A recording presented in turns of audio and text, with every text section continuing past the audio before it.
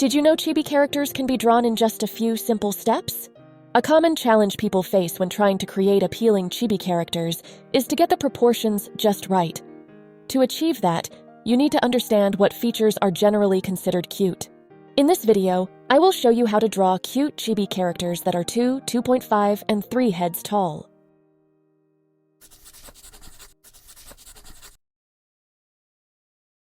In figure drawing, a very common unit of measurement and reference is the head, which is the distance from the top of the head to the chin. The length of the head can be used as the unit of measurement to compare the rest of the body.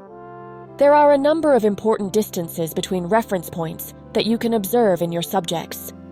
Whether dealing with characters with realistic body proportions or stylized characters, we need to understand our subject's unique proportions first. The main goal of drawing chibis is to make them look cute. Of course, drawing chibis has its challenges because of the exaggerated proportions. When drawing certain poses, you can't always go by logic. In this tutorial, I will only go through the front and side view and how to proportion the face and body to achieve a cute look. But if you are interested in a tutorial on how to draw chibis in dynamic poses, let me know in the comments below or by liking this video. If enough people are interested, I will do a tutorial. Chibis are most commonly 2 to 3 heads tall. The shorter they are, the less details are added. But there are no rules and you can do whatever you like. Use this tutorial as a guide, not something you have to follow to the letter. Add a little bit of a curve at the very bottom of the head for the cheeks. Keep the head and face round and avoid pointy chins. Place the eyes pretty low. Think of cute human or animal babies. They have big eyes and big foreheads. Try to leave enough space between the eyes to fit another eye. I will be showing eye variants in a moment.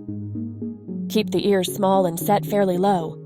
Make the mouth small too. For the nose, you can draw a dot or even leave it out completely.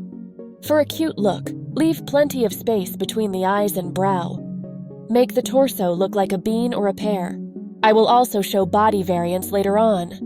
In this version, I'm giving the character a longer torso and shorter legs, which can also add to the cute appearance. I will make the thighs a little shorter than the lower legs. Realistically, the wrists are at crotch level, but I will make the arms much shorter. Keep the body chubby and stubby. You can either give your chibi regular shoulders or none at all. Giving the upper arms and the forearms roughly the same length can save you a lot of headaches when you have to draw the arms in different poses and at different angles. Suppose you want to make your upper arms shorter and your forearms longer. This might look great when the arms are resting on the sides of the body, but the arms might look weird when you want to put a hand on the hip. You can simplify the hand if you like. You can also leave out the fingers on chibis and only add them in close-ups. The eyes are kept simple without too much detail. Let's look at some other ways of drawing the eyes. The key to adorable facial features is to place the eyes, nose, and mouth as low as possible, using childlike proportions and exaggeration. If you put them too high, the character will look more mature. Somewhere between the bottom of the eyes is a good place to put the nose. There's a section on small children's facial proportions in my video on the Loomis method, so check out the link in the description box if you want to. Chibis usually have big eyes, but smaller and simpler eyes can look just as cute too. Try experimenting a little bit with the size and the distance you put between the eyes. You may notice that placing the eyes far apart creates a cuter look.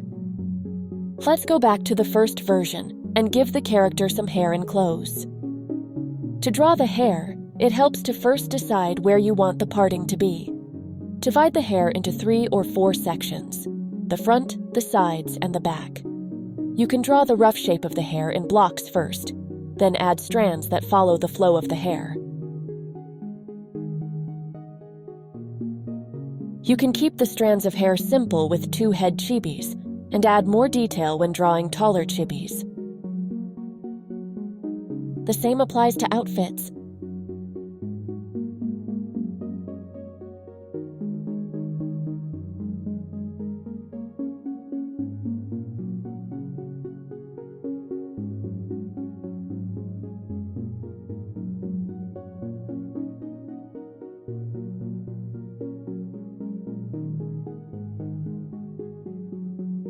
Let's add some grays and highlights and see how the character looks with the different eyes from before, now that she has hair and clothes.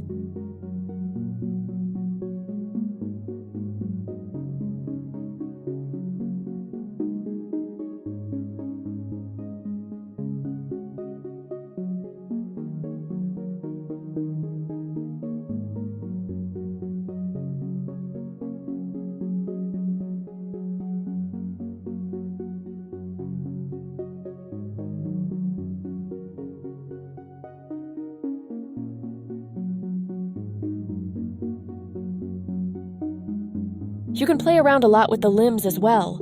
The hands and feet can be small, big, simple, or very detailed. It all depends on the aesthetic you're looking for. Before we move on to the 2.5 head chibi, I would like to show you different body types that you can also experiment with. I chose different versions for the arms, hands, legs, and feet, and attached each set to 2 different torso shapes. The purple torso is wider towards the hips, and the yellow one is more square with shoulders. In these examples, the legs make up half the body. It might be fun to experiment and see which combination you like best.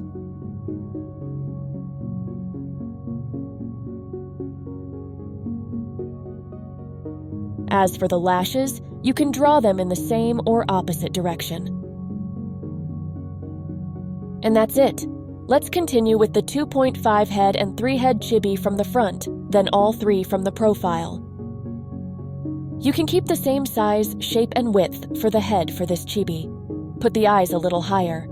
I decided to make the eyes a bit smaller.